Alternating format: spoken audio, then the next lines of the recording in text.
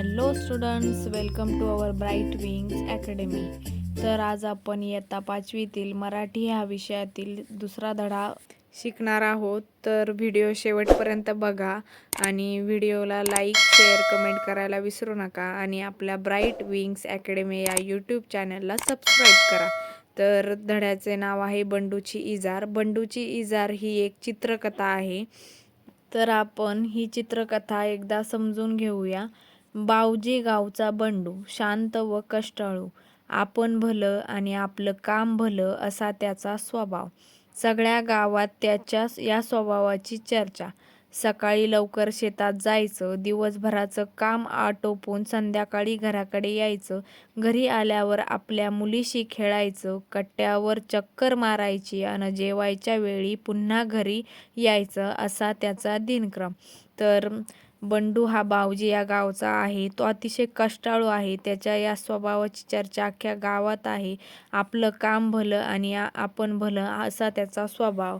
दिवसभर शेतात कष्ट करायचे आणि ते काम आटोपून घरी यायचं संध्याकाळी. त्यानंतर त्याच्या छोट्याशा मुलीशी तो खेळायचा, कट्ट्यावर चक्कर मारायची आणि जेवायच्या वेळी पुन्हा घरी यायचा असा त्याचा रोजचा दिनक्रम आहे. सावळा रंग, शिडशिडीत अंगकाठी आणि नाकासमोर चालणारा बंडू. एका वर्षी पीक पाणी बरं झाल्यावर बंडूनं कुटुंबासाठी नवे कपडे आणि स्वतःसाठी इजार शिवली. सावळ्या रंगाचा आहे बंडू. त्याची अंगकाठी ही वाळकुटी आहे, लुकडा आहे तो. त्याच्यानंतर अतिशय प्रामाणिकपणे, काटेकोरपणे नाकासमोर चालणारा बंडू. तर एका वर्षी त्याचे पीक पाणी चांगले झाले, त्यामुळे त्याने कुटुंबासाठी नवे कपडे शिवले आणि स्वतःसाठी इजार शिवली. तर धोंडू मामांनी कपडे शिवले, त्याचे कपडे धोंडू मामांनी शिवले, पण त्यांचा जरा अंदाज चुकलाच. त्यामुळे पुढे काय झाले ते बघा.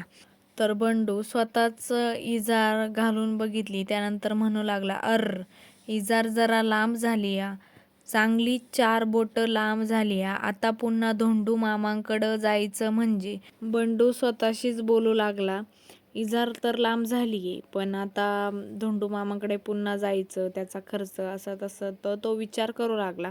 त्यानंतर तो त्याच्या बायकोकडे गेला आणि तिला म्हणाला, अगं इजार जरा 4 बोटं कमी करून टाकं घालतीस का? तर त्यावर त्यांची बायको म्हणाली, अहो सकाळी सकाळी आणि काय हे जेवण बनवायचंय, नीताच्या शाळेत जायचंय, मला नाही जमणार. तर बंडूंचा आणि बंडूच्या बायकोचा संवाद झाला. त्यामध्ये बंडू म्हणतो की इजार जरा बारीक करून देतेस का? तर त्यांची बायको त्यावर म्हणते, अहो आता मला स्वयंपाक करायचा आहे, त्यानंतर नीताच्या शाळेत सुद्धा जायचं आहे, मला काय जमणार नाही. त्यानंतर बंडू त्यांच्या बहिणीकडे गेला. तर बंडू म्हणू लागला, सुबे इजार जरा 4 बोटं कापून टाकं घालतीस का? तर त्यावर त्यांची बहीण म्हणाली, नाही दादा, मला केवढा अभ्यास पडलाय, आता कॉलेजची वेळ होईल, तू आईला सांग की. तर त्यानंतर बंडू त्याच्या आईकडे गेला. आईला म्हणू लागला, आई, इजार जरा 4 बोटं कापून टाकं घालतीस का? तर त्यावर त्यांची आई म्हणाली, ठेव तिकडं तुझी इजार, इथं वैरण कापून कापून माझ्या हाताचं तुकडं पडल्यात. तर आईने इजार एका कोनाऱ्यात फेकून दिली. बंडू हिरमसला आणि तसाच शेताकडे गेला. तर बंडूची बायको विचार करू लागली, सकाळीच इजार दुरुस्त करायला पाहिजे होती. त्यांना असं वाटू लागलं की मी त्यांची इजार सकाळीच दुरुस्त करून द्यायला हवी होती. तर बंडूच्या बायकोने इजारीचे पाय कापले आणि दुमडून टाके घातले. तर 4 बोटं बंडूच्या बायकोने इजार कापली आणि तिला टाके घातले. तर बंडूची बहीण कॉलेजवरनं घरी आली. तर तिने इजारीकडे पाहून विचार केला, आपला भाऊ किती राबतो, कष्ट करून मला कॉलेजला पाठवतो, मी दादाचं इतकंही काम करू नये. तर तिने हा विचार करून बंडूची बहिणीने इजार हातात घेतली आणि परत दुमडून 4 बोटे कापून ती दुमडून त्याला टाके घातले.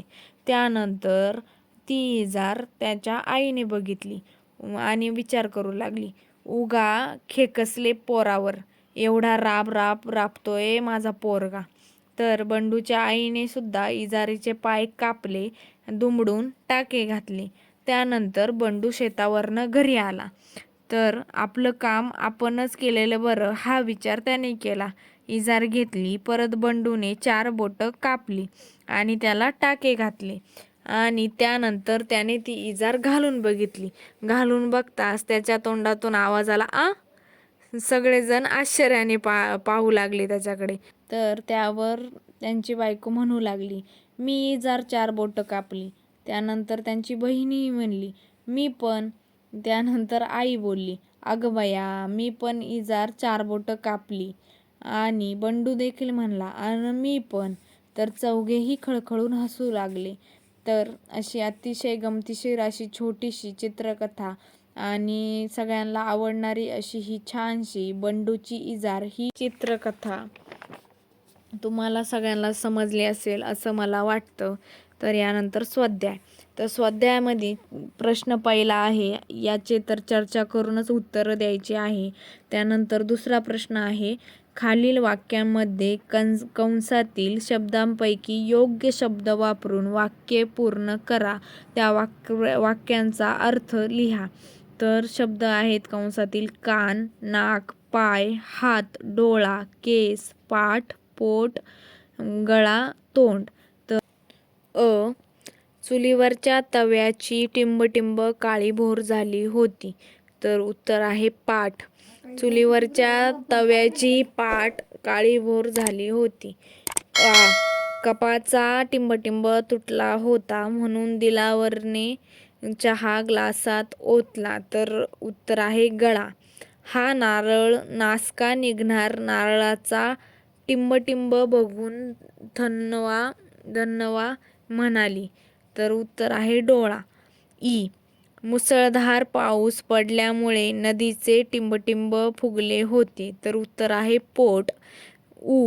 कितीही जोर लावला तरी बाटलीचे टिंबटिंब उघडेना. तर उत्तर आहे तोंड. चरवीतले दूध गंजात ओतले तर ते गंजाच्या टिंबटिंब पर्यंत आले. तर उत्तर आहे काठापर्यंत.